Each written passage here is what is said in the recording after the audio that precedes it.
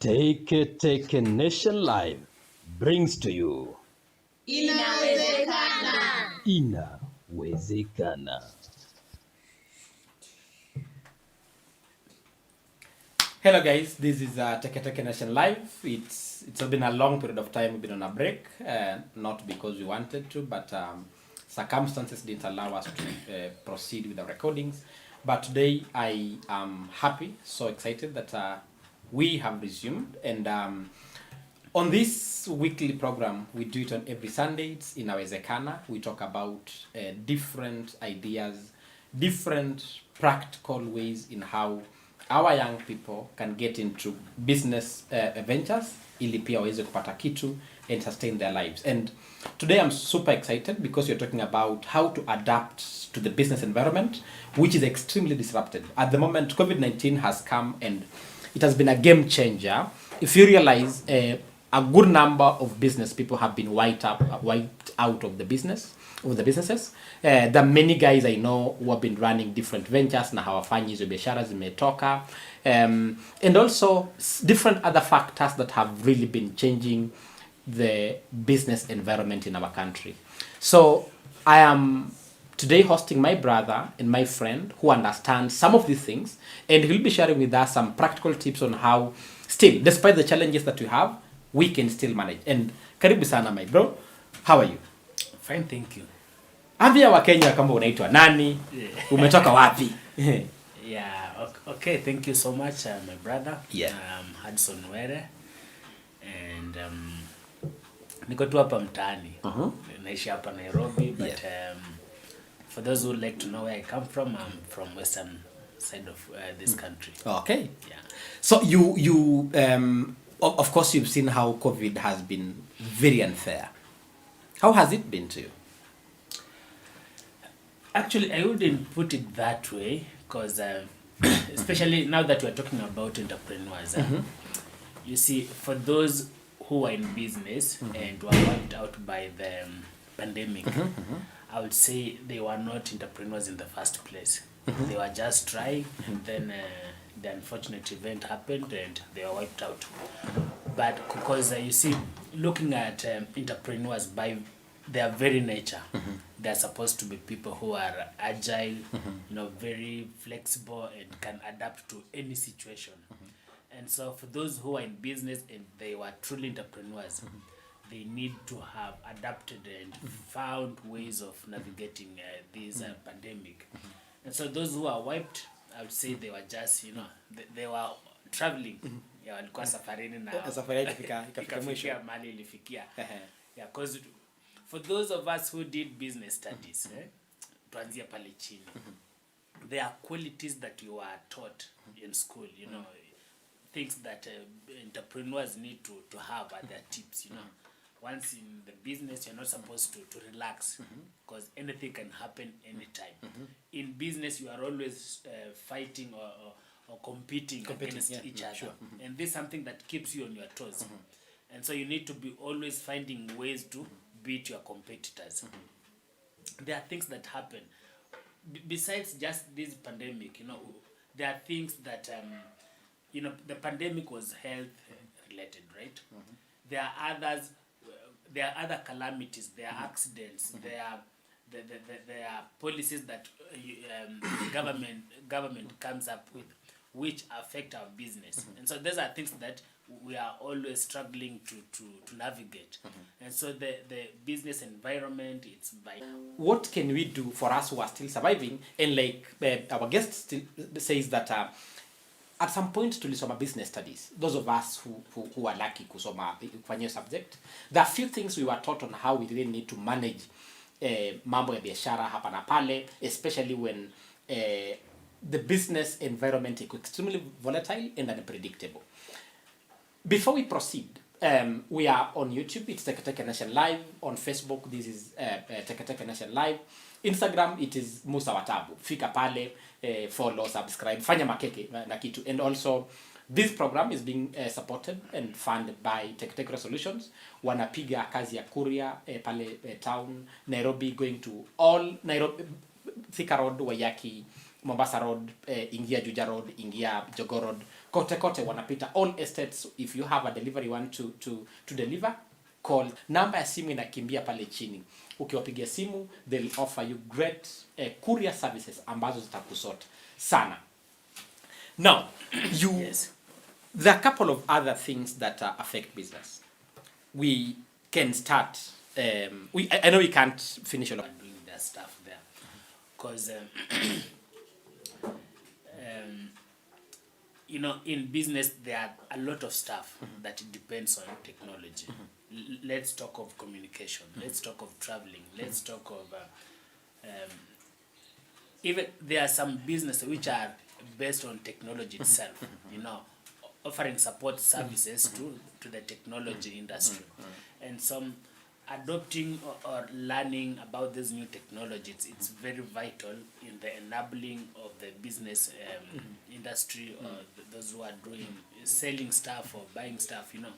Yeah, because like if you just check on the internet, you know, there are people who are selling, you know, hard stuff, physical things, but then they have a way of selling this stuff using online platforms, yeah. And then now people like Teketeke, who offer the courier services, now become the enablers of those businesses. Like you advertise online, someone wants to buy, you converse online, and then, you know, you pick deliver. the courier now deliver. And so to answer your question, yes, technology is a very good vital enabler of businesses, yeah. And now in this context where we are talking of the COVID pandemic, you know, you'll agree with, you'll see with the pandemic there was travel restrictions. Yeah. People changed the way they relate, the way they associate, the way they even greet each other. And so now technology came in handy to enable now the greetings or the exchanges without now the physical interactions, which were said to be, you know, the the facilitators of the COVID spreading. Yeah, and some the technology plays a very big role in this. Just to check, you talk about how people can really take advantage of different online platforms, the Instagrams of this world, the Facebooks, the WhatsApps, to really market the services or products they're offering to the market. How about those people who are adamant that Mimi, I have a shop, I have a general shop now, the sukari now, whatever I sell, and they're not online? Do you think they're missing on something? A lot. They're missing on a lot, because you see, even for people to know that you exist, because as I said, the concept of competition in business is something that has been there since time immemorial. And so it's up to those who will stay ahead of the pack, you know, or those who adopt the best that will remain in the game and continue playing. And so if you don't tap the opportunities presented by the technology, then you'll remain behind, you know, on issues of advertising and letting people know that you are there, whether you are selling salt or whether you are selling lesos, whatever you are selling, people need to know you. And if you don't agree with us, go ask people like the companies like Kodak. Kodak, wale wa picha alafu wanatoa kale ile film unangoja wiki mzima mwezi mzima hiyo kitu ishe ndio wanaenda wanaosha. Yeah, go ask them, and you'll agree with us that technology, adopting with technology, it's very key. Yeah, I will take you back that for instance there are people who are doing now, majority of the target population that people want to sell to are young people. So because if you look at the demographics of the world, young people are the majority, who are mostly accessible via online platforms. So this means that the moment you're running a business and you are not doing anything online, it means that then you are not able to access this huge segment of the market. Yeah, that's very true. That's very true. And this just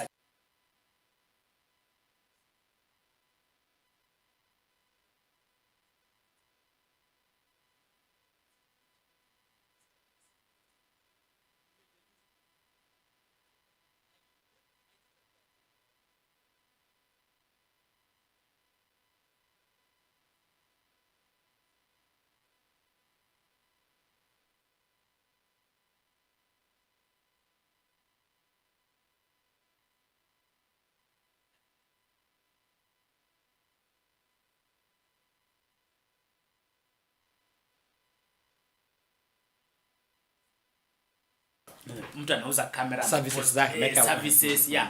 You saw, like you'll see mtu amepost a very long status, about a minute or so. Lakini vitu, but vitu ukiangalia ama kama if you are a photographer, ameshare a portfolio of what he's doing.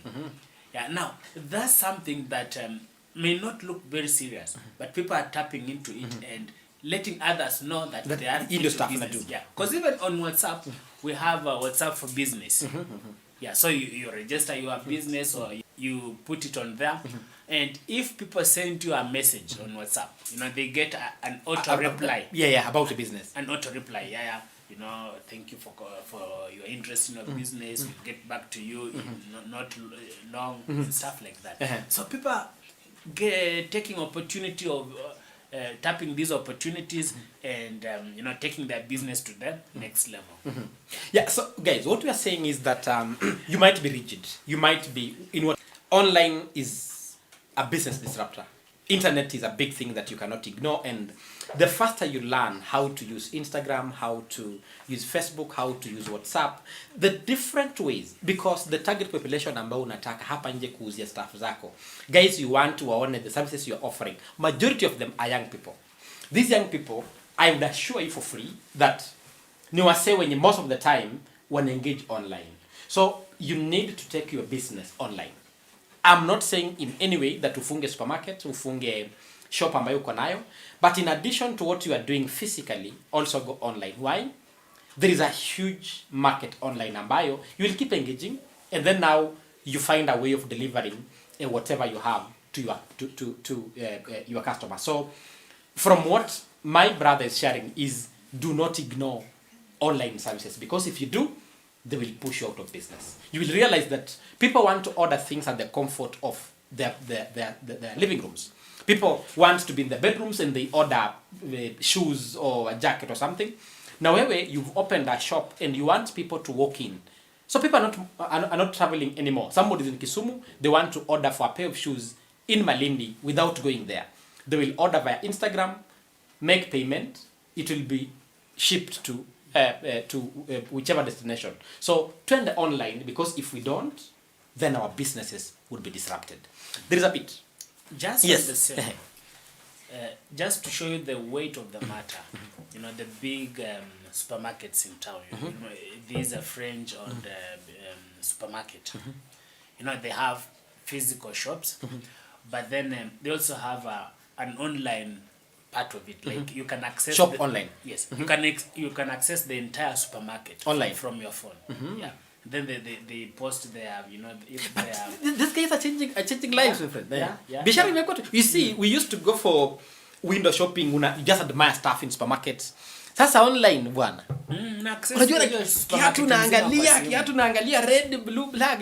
Now it's so you see, they've not ignored it despite being a very huge shop. They're still online. Yeah.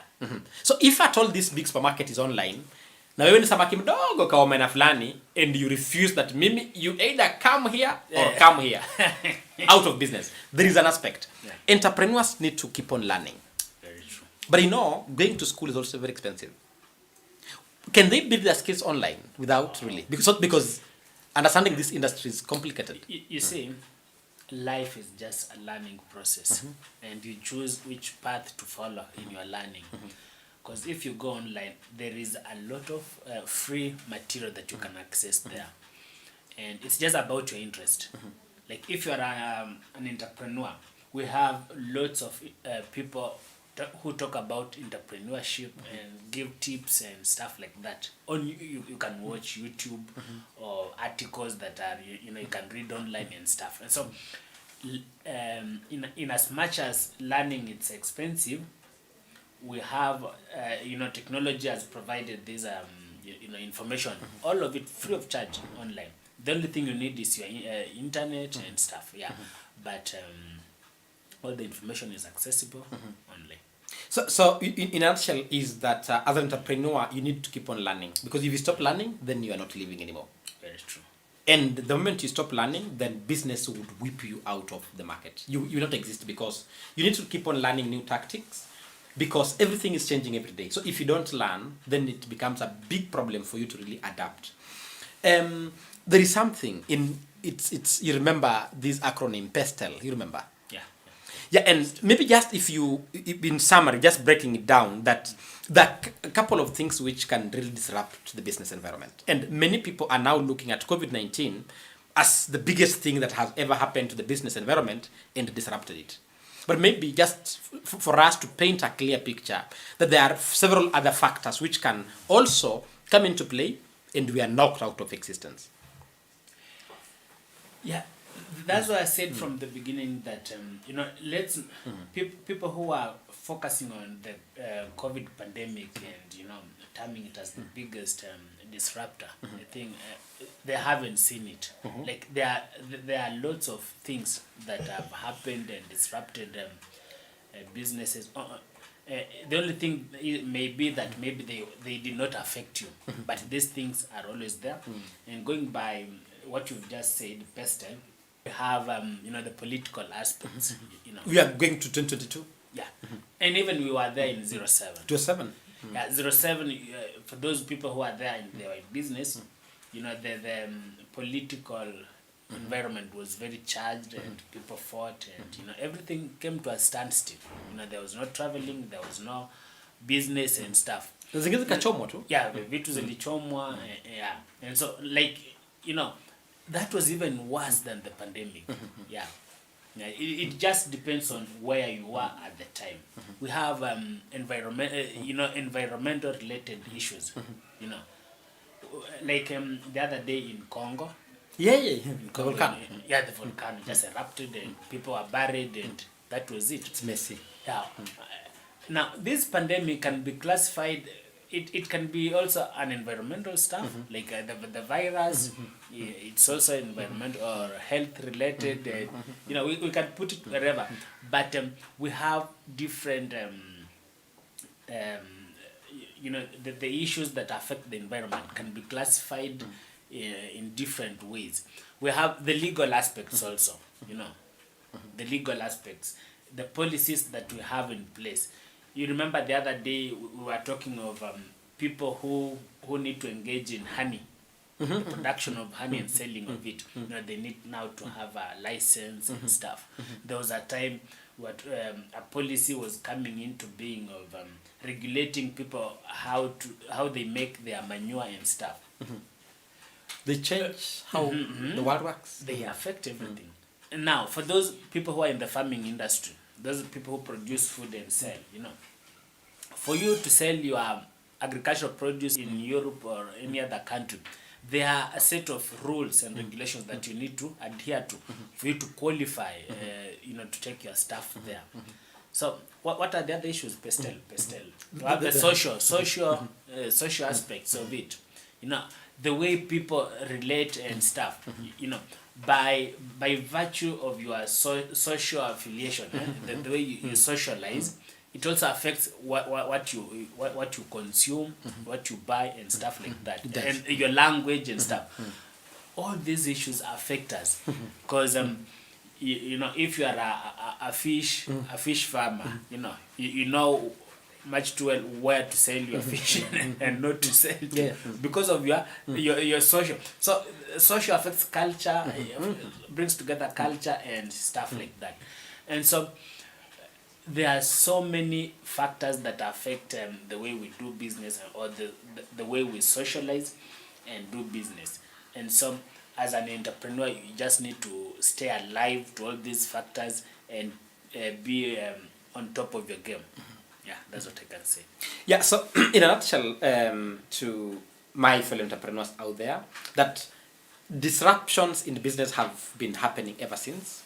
It's only that COVID-19 has come and created a new world of doing business. But all the political factors, environmental factors, social factors, technological factors, legal issues, all these issues have been there since time immemorial. And it depends with how flexible you are, how willing are you to really take advantage of the new changes, so that when you're doing business and you say that, there's an example, let me use it. I was told of a story of a Mzungu. A Mzungu was, I don't know in which part of this country or somewhere in the world. So he saw a truck inakuja, truck tu imekimbia mbio. Na akasema mimi sitoki, niko upande wangu. Ile track ilikuwa haina breki. You remember? Yeah.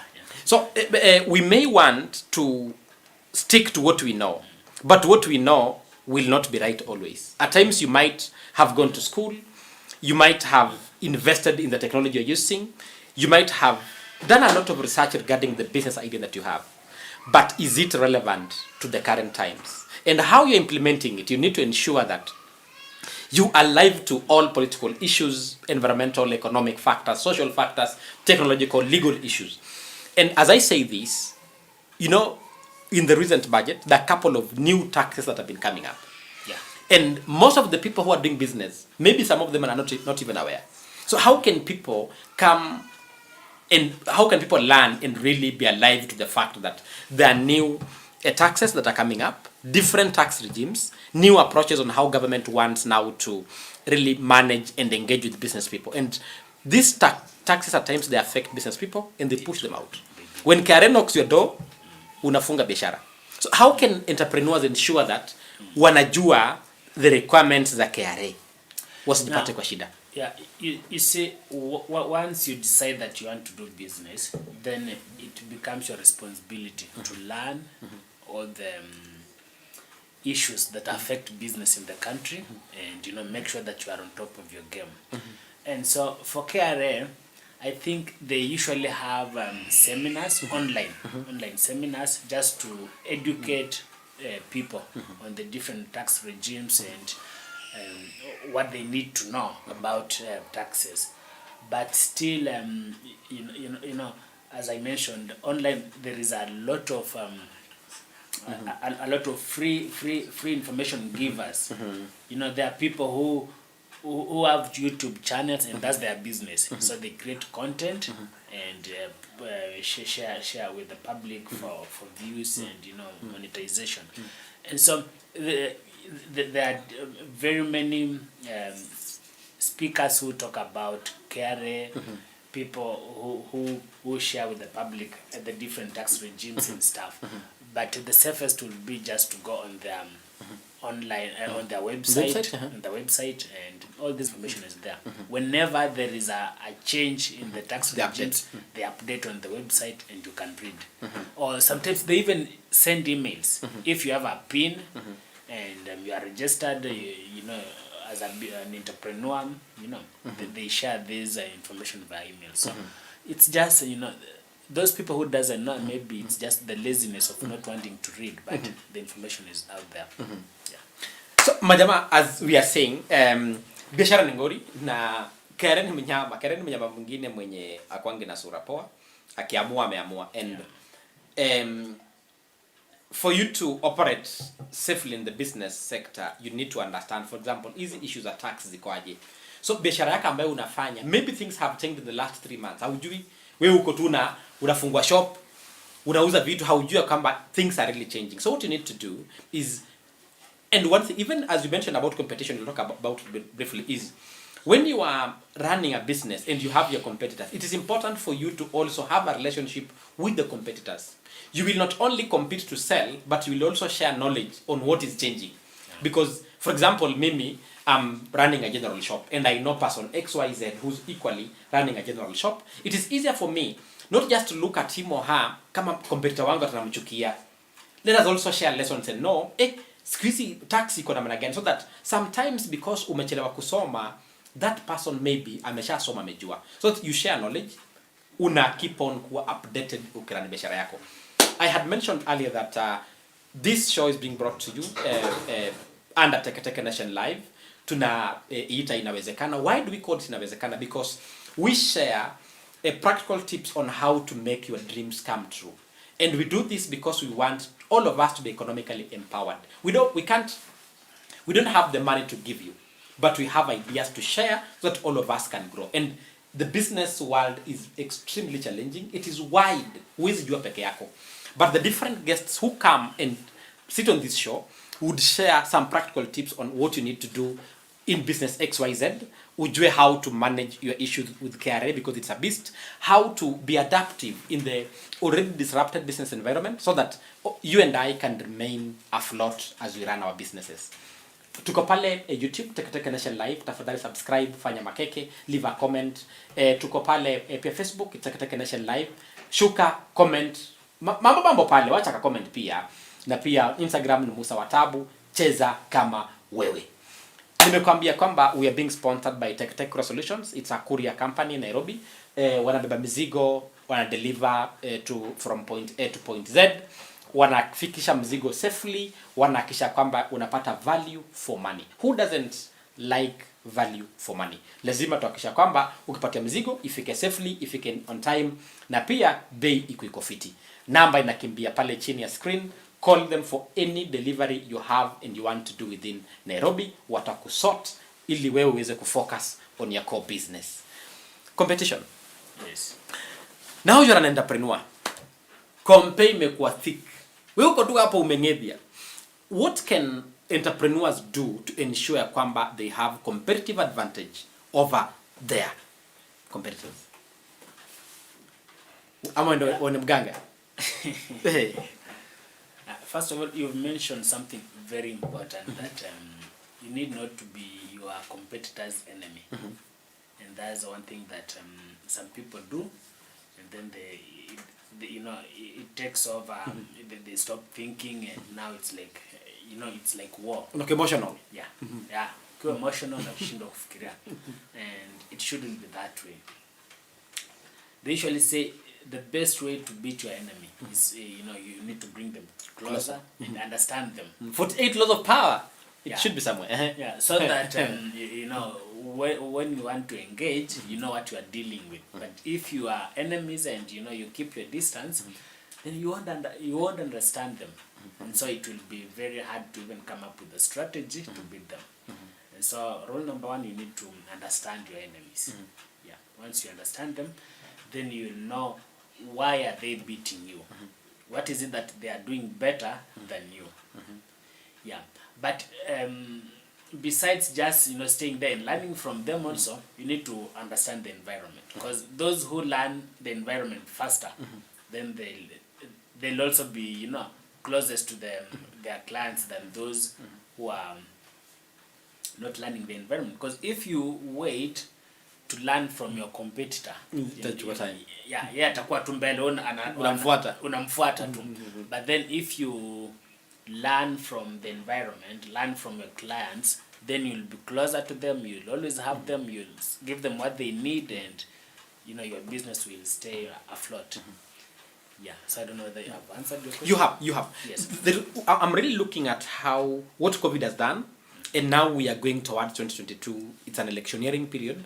Kuna zile mizao kuwa, and you remember in 2007 biashara zao zimechomwa, watu wamefukuzwa, hata wakakimbia wakaacha biashara zao hivyo. How can business people prepare themselves towards the elections? For example, I don't know if people are aware about insurance. Insurance umefungwa. It is true that at the moment our president and the leader of opposition are brothers, but you don't know how long the brotherhood would last. So just ensuring that you are in a safe space. I don't know what are your thoughts on this. Yeah, I think it's very hard. You see, if you have money, like for the big guys, big boys, The big boys. they can afford to take a holiday. During the electioneering period, they just go and somewhere and enjoy. Wajibambe. Yeah. Wapige mwili pole. Mauritius. Then wanarudi kama vitu zimetulia. But for us now, the small guys, I think we depend on stuff like insurance. Yeah, and just protecting our properties. Unajipanga tu. Unajipanga. Kama mwananchi mdogo. But I think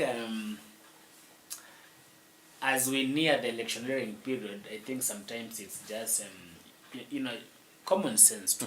If you see the environment, it's not very conducive, unaweza funga biashara zako, watu wapigane, wakishamaliza unarudi unafungwa. Hizi ni vitu za common sense zenye nobody will tell you, but it's just using instincts. Unasoma kama ni kubaya, unakimbia, unarudi, vitu kama hizo. But also tunaweza chukua insurance imesoa tu safe. Yeah, many people bado wa trust insurance. Kuna watu bado wako na fears. Kitu unajua na meaning insurance wewe inalipa. Yeah. Kuna wenye wamelipwa, kuna wenye hawajalipa. Kuna insurance companies mbaya na kuna zenye ziko mzuri. But kuna hii regulatory inaitwa insurance IRA hiyo. Yeah. I think kuna disputes was na solviwa nao pia. But for you as what are they? entrepreneur. No, those people who take policies. If you take a policy, I think you should just ensure that first of all you read the regulation, the instructions on that for your policy very well. Uzielewe. Then you remain on the safe side, because if you go against whatever is stipulated there, then the insurance companies, they find a way of denying you the but ukikuwa too safe, do what you agree you're going to do. Just be on the safe side. And because for those who missed on the compensations, who are wanapatikana kwa makosa, maybe they say they are going to engage in this kind of business, but wanafanya something else, wanaenda kwa ingine yenye iko associated na hiyo shida yenye imewapata. Okay, so but if you just do what you said you are going to do, then that way I think you'll be on the safe side. And in case of a dispute, you'll still be on the safe side na law itakuwa upande wako. So guys, what I gather is that it's important for us to really insure businesses. At times things happen. Kuna vitu mob ambazo you don't have control over them, because even you might, for example, unaisha particular place and umeona hapa kai fiti, so you want to escape, but you're living there, you are stock, for example, you need to insure it. So as you do businesses, risks are there, but how to balance risk, let us also involve insurance. At times things would happen beyond our control, but insurance ikiwa in the process, at least you would be able to recover something. Sasa hivi watu wamekuwa na matatizo mengi sana. Most of the people, biashara zimeshafunga, wengine hata wamefika mahali, those who wanted to start business, kama fulani alishindwa, kama fulani alianguka, mimi siwezi anza. So vijana wako hapa nje hawana uradi juu, wanaogopa so and so, kama Nakumatt ilianguka, mimi taskis sianzi. What do you have to tell them? I think it's never the same. It's never the same. Nakumatt ilianguka, kuna Naivas iko. Taskis ndio karibu inakufa, but kuna Carrefour. So it's never the same. It's it just depends on the particular business and the people behind it. Because if you look at the story of Nakumatt, you'll get to understand why whatever happened. If you look at the story of Taskis, you'll understand why whatever happened. And that may not be your case. And so let's not go by that or discourage because of what others are going through. It's just, this is your story, and it will depend on how you play it. So you write your own story. Very true. So majamaa, ukapo nje uko na business idea, unasema wewe unashinda ukisumbua watu ati Nakumatt ilianguka, mimi sitaki maneno, biashara ni ngori sana. People are making money out of business. The thing is, biashara iko in game. The way you utaiplay ndio itadetermine kama utasucceed ama utadunda. Of course, if you take a wrong approach, utafika vile Nakumatt ilienda. But the thing is, Nakumatt walianguka after minting a lot of money. Yeah, they made. Nakumatt was actually doing very well until they made some silly mistakes. Silly business mistakes, which I won't go into. Yeah, and so just as I said, it's write your own story. Yeah, and it depends on how you do it. Yeah, sure. Yeah. So you're out there, ungetaka kufunga biashara. One of the things we also do on this segment is maybe you want to do a business. Na una capital hatuna kukupatia. Capital hatuna, ndugu yangu. Hiyo hata sisi wenyewe hatuna capital. Tuko na ideas hatuna. So capital hatuwezi kukupatia. But we can tell you one or two things ambazo unaweza fanya ili ile idea uko nayo tukusaidie take shape. Uko na something very amorphous. Nataka kuuza mandazi, haujui kivipi, mandazi shape gani, kuuza wapi. We can help you think through just to understand what amount of capital are you looking at? What are the certifications you need to have from the government? What are the requirements za health ambazo nafaa kuwe nazo ili run a successful mandazi business? So we may help you to just put your idea into a good shape na ukue unajua utaanza aje. Why? We have been in this space not for too long, but for some good amount of time to enable us to understand wapi iko bumps, wapi iko pothole, wapi pako fiti. So down there, even after this show, you can share with us your comments, your feedback, your ideas on what you think ungetaka namna gani tuketi na wewe. We synthesize with you. Ujue ya kwamba hii idea niko nayo. We can just help you think through to refine ili kwa kitu ambacho kiko ready now for you to go to the market. Because I can tell you for free, many of the people out here you see, including yourself, hatujaanza biashara kwa sababu tuko na uoga. Some tulianza tukaanguka because hatukuipatia enough research, hatukuthink through enough. We will help you do that. My brother, yes. What are your last and final words to our audience in terms of COVID kweli kwa hapa tujui itaisha lini? Tumekuwa na ile ya China, you remember last year in March. Ati kitu iko China hatari sana. Kidogo kidogo wakasema iko India. Kidogo kidogo wamesema iko South Africa. Kidogo iko karibu kutoka sijui Zaire ama ya wapi. Land. Yeah, sasa you see, COVID is becoming extremely complicated. Itafika mahali sasa ianze kuwa ya Nakuru. Usikie tena iko ya Butere for instance. So how should we move forward knowing that COVID is here to live and stay with us? Yeah, I think as I said before, yeah, the business environment by its very nature, it's a volatile environment, and as an entrepreneur, you need to always on the lookout because anything can happen anytime. Today we have COVID, we don't know what will come up tomorrow. The other day, the other year we had the 07 violence. You had Ebola. HIV was a big thing at some point. HIV in the early 80s was there, and it disrupted things the way they were happening. And so for me as an entrepreneur, let's not just focus on COVID, but let's take the lessons from it. And one big one for me is that we need to learn to engage, using the technology that we have. Online engagements have become very handy even for for other industries, not just in the business industry. Yeah. And so with that, we can navigate around some of the challenges that have been brought about by the pandemic.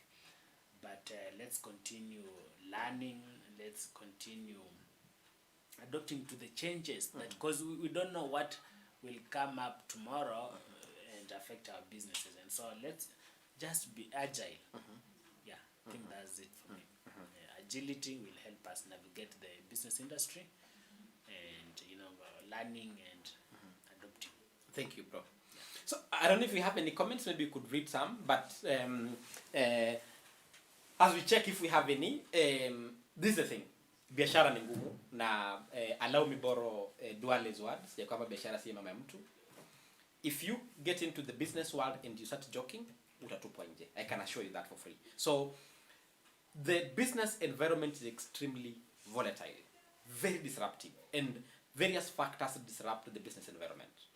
We've mentioned about the politics of this world, the economic issues of this world, the environmental factors, social factors, many things. Technology is a beast. Don't joke with technology. Inaweza kukumaliza ukasema ma. Ask watu wa taxi. Taxi kutoka Kasarani to, for example, to go to Tao, kitambo inge cost maybe 2K or something. Yeah. So guys used to park wakisema mteja anakuja maandika kibao ya taxi. Uber and other these apps came. Your stuff haiko. And I remember in 2014 2015 nakumbuka maandamano in Tao, watu wa taxi wakiandamana that Uber cannot work here. And the government permitted them to allow. So you see how government now comes in with a policy, na hii policy ina disrupt watu wa taxi. Walikataa kwenda online na biashara ikaisha. Because even the best friend of yours mwenye anatumia your taxi akiona kumchaji kutoka Kasarani to town is 2,000 and an Uber will cost 500, it doesn't make economies of scale. Nitaenda kwa ile 500 kwa sababu pia siwezi build relationship na yeye, ananibeba tunaachana. So all these things have come in na zime disrupt business to a large extent.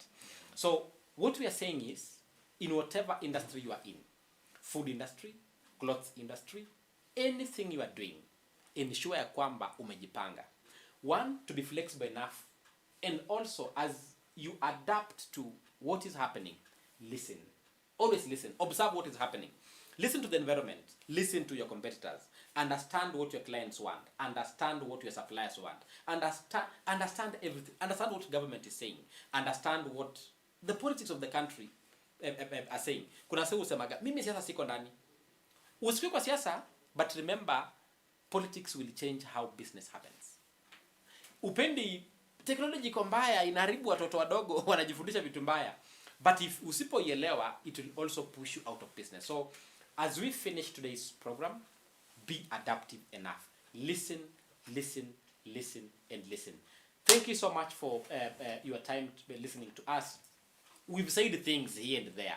Pick what makes sense to you and let it help you run your business better. Until next Sunday, YouTube, Teketeke Nation Live, Instagram, Musa Watabu, Facebook, Teketeke Nation Live. Wachilia comment yako pale, semezana na sisi, tuko hapa ili tukiweze kusikia, and also come up with programs that would help you more to run your business better. Thank you so much. Tukutane Jumapili, same time, same place. Thank you so much.